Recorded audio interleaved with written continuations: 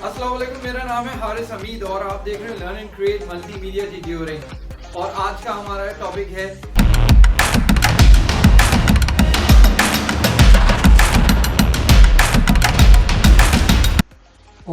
आज हम वहीं से कंटिन्यू करने जा रहे हैं जहां पर हमने लास्ट क्लास में अपने इलस्ट्रेटर को छोड़ा था। ठीक है, अच्छा जी, मैंने इलस्ट्रेटर ओपन किया, राइट, और मेरे पास यहाँ पर आज CC 2019 वर्जन मैंने इंस्टॉल किया हुआ है ताकि न्यू वर्जन में आप कुछ नई चीज़ें सीख सकें और समझ सकें। बहुत सारी चीज़ें कुछ सिमिलर भी होती हैं कुछ नए वर्जन में। मैंने क्या किया, और यहाँ पर फाइल पे क्लिक किया और मैं इस कंट्रोल N पे जाऊँगा तो आप देख सकते हैं कि न्यू डॉक्यूमेंट मेरे पास ओपन हो गया है। और न्यू डॉक्यूमेंट ओपन होने के बाद यहाँ पर मेरे पास लेआउट कुछ इस तरह से दिख रहा है और मेरे पास कुछ प्रीसेट्स यहाँ मौजूद हैं, जैसे आर्ट एंड इलस्ट्रेशन पे 1920 1080 और बहुत सारे मुख्तलिफ किस्म के प्रीसेट्स मौजूद हैं। फिल्म एंड वीडियो के कुछ प्रीसेट्स मौजूद हैं, प्रिंट के कुछ मौजूद हैं, वेबसाइट के कुछ मौजूद हैं, मोबाइल ऐप के कुछ मौजूद हैं। मैं प्रिंट पे जाता हूँ, जस्ट सिंपल एंड क्लियर। मैं प्रिंट पे गया और मैंने प्रिंट पे जाने के बाद A4 सेलेक्ट किया और मैं ये देखूँ मेरे पास प्रीसेट डिटेल्स में मैंने सबसे पहले इस क्लास को मैंने यहाँ पर इसके नेम को जहाँ चेंज कर दिया। मैंने कहा इसको सेकंड क्लास, ठीक है, और सेकंड सेशन और सेकंड क्लास जो भी है वो मैं इसको दे दूँ। और क्लास 01 या इस तरह का कोई भी नाम अगर एडिट करना चाहता हूँ तो इसको सिलेक्ट किया और मिटाया और इसको मैंने यहाँ से दे दिया क्लास 02। तो हमारी आज ये दूसरी क्लास है। और मैंने इसमें क्या किया, यूनिट्स में मैं इंचेस में किया दोबारा से, और मैंने ये ओरिएंटेशन देखा, मुझे यहाँ पर आज लैंडस्केप रखना है। आर्टबोर्ड मैंने सेट किया इसको। इसके बाद इसके एडवांस ऑप्शन में देख लिया सारी चीज़ें। PMAK ऑलरेडी सेलेक्ट हुआ है, ठीक है, रेजोल्यूशन 300 है। बाकी मैं इसको क्रिएट कर दूँगा, ठीक है। तो न्यू डॉक्यूमेंट वाली चीज़ जो है वो हम क्लास 1 में पढ़ चुके थे और अब मैं क्लास 2 में इसको ज़रा, क्योंकि नया वर्जन मैंने आपको यूज़ करके दिखाया तो नए वर्जन में कुछ नई चीज़ें भी आपको शो कर दी हैं, ठीक है। इसके बाद आप देख सकते हैं कि मेरे पास ये टूल बार मौजूद है, बिल्कुल उसी तरीके का बिल्कुल इंटरफेस है और कुछ चीज़ें थोड़ी सी क्वाइट सिमिलर हैं, कुछ चीज़ें कुछ डिफरेंट है। तो मैंने एसेंशियल क्लासिक ले लिया ताकि मेरे पास टूल सारे वाज़ेह तौर पे ओपन रहें, ठीक है। ये पे एसेंशियल क्लासिक आप सेलेक्ट कर लेंगे क्योंकि एसेंशियल्स हो, लेआउट हो, पेंटिंग हो या टिपोग्राफी हो या कोई और दूसरा लेआउट हो, ठीक है। तो आपने यहाँ पर एसेंशियल क्लासिक रखते हैं ताकि एसेंशियल क्लासिक में ये सारे टूल बार आपको यहाँ पर वाज़ेह तौर पे नज़र आ रहे होंगे। अच्छा, आप इस लेट को ओपन कर सकते हैं एंड क्लोज कर सकते हैं, ठीक है। अच्छा, आपके पास कुछ ऑप्शंस हैं और यहाँ पर पैलेट्स हैं, पैनल्स हैं, मुख्तलिफ़ किस्म के कलर, गाइड कलर है और स्विचेस हैं, brushes, symbols, gradient, stroke, transparency, graphic styles, appearance और लेयर पैनल। तो यहाँ पर कुछ इंपॉर्टेंट टूल्स हैं और यहाँ पर ये प्रॉपर्टीज़ का टूल बार है। यहाँ पर ये लाइब्रेरीज़ का है। लाइब्रेरी की हमें नीड नहीं है तो मैंने लाइब्रेरी ड्रैग की और उसको ख़त्म कर दिया, ठीक है। अभी मेरे पास फ़िलहाल प्रॉपर्टीज़ की भी इतनी ज़्यादा नीड नहीं है तो मैंने इन प्रॉपर्टीज़ को भी मैं यहाँ से रिमूव करके डिलीट कर दूँगा, ठीक है। और मैं इस अपने जो ये पैलेट्स और पैनल्स हैं इनको मैं क्लोज़ कर दूंगा, टूल बार को भी अभी क्लोज़ कर दूंगा स्ट्रेट फॉर्म में।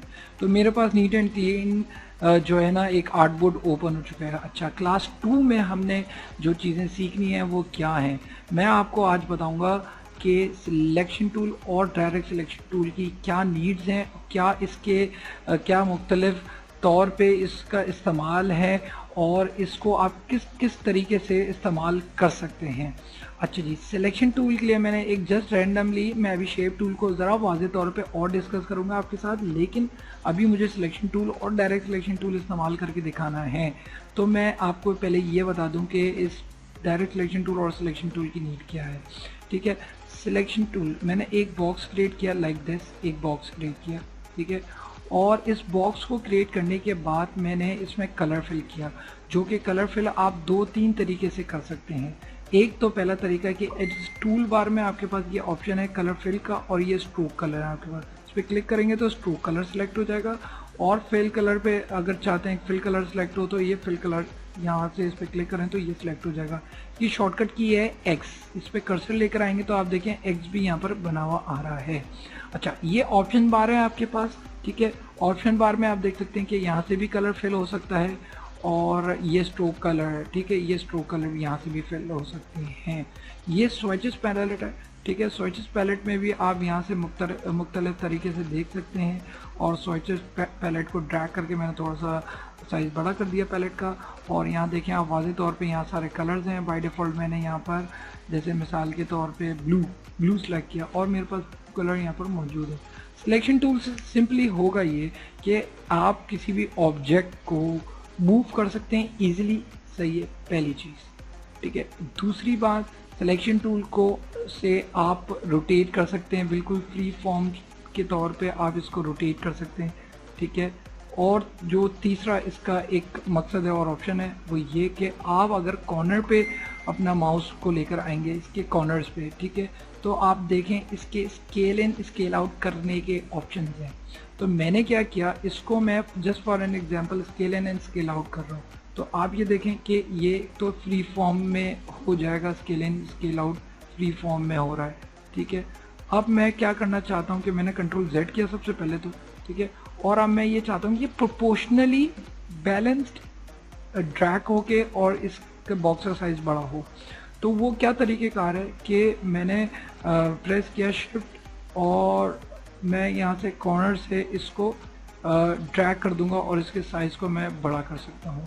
तो इस को प्रेस करने से ये हो गया कि ये डायमेंशनली ड्रैग हो रहा है, ठीक है। अब मैंने यहाँ से इसको लार्ज कर दिया थोड़ा सा एरिया, और यहाँ से लेफ़्ट साइड से मैं, क्योंकि अप लेफ़्ट और राइट और बॉटम से, तो मैं इस तरह से ड्रैग कर सकता हूँ।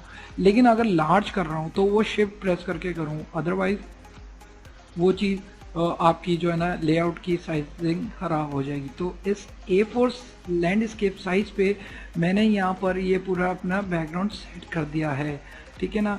जैसे कि मैंने बताया था कि माउस के आप रोलर से आप अपनी स्क्रीन में देख सकते हैं, इस स्क्रीन के आर्टबोर्ड को स्लाइटली अप एंड डाउन कर सकते हैं, या तो आपके पास एक शॉर्टकट की है स्पेस बार की, आप स्पेस बार को क्लिक करके रखें तो आप देखें हैंड टूल बना हुआ आ रहा है। मैं क्लिक करूँगा तो उस आर्टबोर्ड को स्लाइटली मूव कर सकता हूँ, ठीक है। तो ये भी एक हमारे पास ऑप्शन है।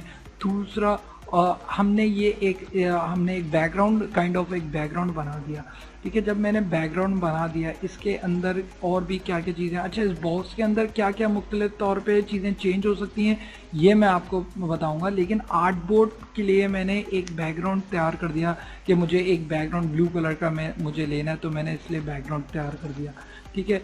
इसके बाद मैं just for an example control Z करके वापस से ले आता हूँ उस बॉक्स को, ठीक है। अच्छा, ये हो गया मेरा सिलेक्शन टूल। अब मेरे पास जो है वो है डायरेक्ट सिलेक्शन टूल, ठीक है। डायरेक्ट सिलेक्शन टूल की क्या नीड है, ठीक है, और उसके क्या जो है ना उसकी क्या नीड्स एंड वांट हैं और उसके क्या इस्तेमाल हैं जिससे मैं वो ये सारी चीज़ें इस्तेमाल कर सकता हूँ और इस बॉक्स में अमेंडमेंट कर सकता हूँ, ठीक है। तो मैंने क्या किया कि ये आपके पास देखें ऑप्शन बार है, मैंने सिलेक्शन टूल लिया तो ये ऑप्शन बार के इसके ऑप्शन आपके पास, ठीक है, इसके आपके पास ऑप्शन बार में इसके ऑप्शंस आपके पास मिल गए हैं। अच्छा, डायरेक्ट सिलेक्शन टूल मैंने यहाँ से सिलेक्ट किया और इस पर क्लिक कर रहा हूँ जस्ट रैंडमली, ठीक है। डायरेक्ट सिलेक्शन टूल से ये क्या किया, देखें आपने इसकी ग्रिड बंद हो गई है सिलेक्शन टूल की, ठीक है, चारों तरफ से ग्रिड बंद हो गई है। सिलेक्शन टूल मैंने सिलेक्ट किया था तो ये ग्रिड खुली हुई थी और अभी एक ग्रिड बंद हो गई है, ठीक है। अच्छा, अब क्या हो रहा है डायरेक्ट सिलेक्शन टूल से कि मैंने इस पे क्लिक कर रहा हूँ तो देखें ये एक एंकर पॉइंट क्लिक हो गया और एंकर पॉइंट सिलेक्ट हो गया। मैंने जूम इन किया तो आप ये देखें ये एंकर पॉइंट सिलेक्ट हुआ हुआ है। अब मैं ज़रा सा स्लाइटली नीचे आ जाऊँ तो आप ये देखें ये डी सिलेक्ट हुआ हुआ है, ठीक है। अब जब ये मैंने सेलेक्ट किया एक एंकर पॉइंट, ये एक एंकर पॉइंट्स हैं, ये कॉर्नर पे जो पॉइंट्स हैं ये सारे एंकर पॉइंट्स हैं, ये जो लाइन जा रही है ये पाथ कहलाती है, राइट। और अगर मैं कोई फॉर एग्जांपल कर्व लेकर आऊँ तो उसमें एक हैंडल बना हुआ आता है और वो हैंडल क्या है वो मैं अभी दिखा देता हूँ आपको, ठीक है। तो मैंने क्या किया, डायरेक्ट सिलेक्शन टूल की जो नीड है, आप एक एक पॉइंट पे एक एक पाथ पे मतलब लाइन पाथ पे आप क्लिक कर सकते हैं, उसमें अमेंडमेंट कर सकते हैं। मिसाल के तौर पे क्या किया, मैंने इस एंकर पॉइंट पे क्लिक किया और इस एंकर पॉइंट पे क्लिक करने के बाद ये देखें मैं इसको जस्ट क्लिक करके रखूँगा, होल्ड किया हुआ है और ड्रैग कर दूँगा। तो इस तरह से आप शेप्स बना सकते हैं, एरोज बना सकते हैं, अलग अलग मार्जिनल डायग्राम्स बना सकते हैं और अलग अलग कुछ क्रिएशन कर सकते हैं जो भी आपके माइंड में है, जो भी आप करना चाह रहे हैं, ठीक है। इसके अलावा इसमें एक ऑप्शन और है कि मैंने इस एंकर पॉइंट पे क्लिक किया और मैं ये देखें यहाँ से अपने कीबोर्ड एरो की है, राइट एरो की, मैं जस्ट कीबोर्ड राइट एरो की प्रेस कर रहा हूँ तो यहाँ पर ये इस तरह से क्रिएट हो गया। इसके बाद मैंने क्या किया कि इसके अपर एरो की जो अपर मेरे पास एंकर पॉइंट था उसको भी मैंने यहाँ से कम कर दिया। ठीक है, जब मेरे पास ये इस तरह से मेरा ये मैंने शेप तब्दील किया थोड़ा डायरेक्ट सिलेक्शन टूल से। अब मैं यहाँ देख सकता हूँ कि ये मैंने फिर डायरेक्ट सिलेक्शन टूल लिया, इसके पास इसमें और क्या क्या नीड है, एक ये हो गया, एक ये हो गया, ये हो गया, ये हो गया, 4 मेरे पास एंकर पॉइंट्स यहाँ पर मौजूद हैं। मैंने इस पर क्लिक किया। ठीक है, अभी हैंडल इसलिए नहीं बना हुआ आ रहा, क्योंकि जो है स्ट्रेट लाइंस हैं। ठीक है, अब जस्ट फॉर एन एग्जांपल मेरे पास यहाँ 2 ऑप्शन है, convert selected anchor points to smooth और convert selected anchor points to corner. ठीक है, जस्ट फॉर एन एग्जांपल मैंने कन्वर्ट इस पे कर दिया select anchor points to smooth. ठीक है, मैंने यहाँ स्मूथ पे क्लिक किया तो ये देखें ये एक हैंडल भी बना हुआ आ गया। ठीक है, और ये स्मूथली कर्व भी हो गया, ये जो कॉर्नर है इसका ये कर्व भी कर दिया मैंने। और इस तरह से आप देख सकते हैं कि इस शेप में मैंने एक तरीके की तब्दीली लेकर आ गया। ठीक है, अब मैंने इसको जूम इन किया, बाहर रैंडमली क्लिक करूंगा तो ये ऑब्जेक्ट डी सिलेक्ट हो जाएगा। मुझे इस ऑब्जेक्ट को सिलेक्ट करना है तो मैं इस पर क्लिक करूंगा, ये सिलेक्ट हो जाएगा, सिलेक्शन टूल है। ठीक है, और डायरेक्ट सिलेक्शन टूल ये इस तरह से दिखेगा। मैंने क्या किया, फिर इसके एंकर पॉइंट पे अच्छा मैं इस एंकर पॉइंट को चाहूँ तो डिलीट भी कर सकता हूँ, तो मैं क्या करूँ, जस्ट बटन डिलीट प्रेस कर दूँ अपने कीबोर्ड से और ये देखें आपका पॉइंट डिलीट हो गया। लेकिन ये जो पॉइंट्स हैं ये पॉइंट्स अभी ज्वाइन नहीं हुए हुए, ये ओपन पाथ है। ठीक है, तो अब मैं क्या करूँगा कि मैं इन दोनों को क्लिक कर लूँगा, या तो इस पहले हैंडल के मैं बारे में आपको बता देता हूँ। ठीक है, इस हैंडल को समझने के लिए, सीखने के लिए तो उसको किस तरह से हम देख सकते हैं कि मेरे पास ये एक हैंडल है, मैंने क्लिक किया और ये हैंडल मैं इस तरह से मूव कर सकता हूँ लाइक दिस, इस अपने शेप में तब्दीली लेकर आ सकता हूँ। इस तरह से हैंडल के एरिया को मैं थोड़ा सा स्केल इन भी कर सकता हूँ और यहाँ से मुझे इस शेप को बनाना है। अच्छा, अब मैंने इन दोनों एंकर पॉइंट को क्लिक किया और मेरे पास एक ऑप्शन है ज्वाइन का। ठीक है, मैंने इन दोनों एंकर पॉइंट को क्लिक किया और राइट क्लिक किया और ज्वाइन पे क्लिक कर दिया, तो ये दोनों पॉइंट्स जो हैं ज्वाइन हो गया और पूरा शेप एक तरीके के क्लोज हो चुका है। और इसमें आप इजीली देख सकते हैं इसके कॉर्नर पे इसके स्ट्रोक्स भी, इसके अंदर फिल कलर भी। अच्छा जी, अब ये हैंडल है, इस हैंडल को तो ये ओपन रहेगा। ठीक है, और इसके अंदर अगर मुझे कुछ और तब्दीली लेकर आनी है, ठीक है, तो वो मैं यहाँ से ऑपरेट कर सकता हूँ। ठीक है, अच्छा, ये करने के बाद आप वाज़े तौर पे समझ लें और सीख लें कि इस आप इन एंकर पॉइंट से और इन लाइन पाथ से और इस हैंडल से आप कुछ भी मुख्तलिफ शेप्स बना सकते हैं। जस्ट फॉर एन एग्जांपल मैं चाहता हूँ कि इसके स्ट्रोक्स को नन कर दूँ, तो मैंने इस पर क्लिक किया और नन पे क्लिक किया, तो आप देख सकते हैं कि मेरे पास ये शेप है विदाउट स्ट्रोक्स और मेरी आर्टबोर्ड स्क्रीन पे ये जो है मैंने एक रैंडम सा शेप क्रिएट किया है। अच्छा, अब मैं इसको रोटेट डायमेंशनली चाहूँ तो करूँ तो वो कैसे करूँ, शिफ्ट प्रेस कर रहा हूँ तो ये देखें आप छोटा सा मेरे पास डायमेंशन भी लिखी हुई आ रही है इसकी कि ये 45 डिग्री पे ये मूव कर रहा हूँ, 90 डिग्री पे मूव कर रहा हूँ और ये इस तरह से यहाँ पर ये मूव कर रहा हूँ। तो ये शेप मैंने इस तरह से कन्वर्ट कर दिया। ठीक है, मुझे किसी भी पर्पज़ के लिए ये शेप बनाना था तो वो मैंने ये शेप इजीली सिलेक्शन टूल और डायरेक्ट सिलेक्शन टूल के ज़रिए ये शेप बना लिया।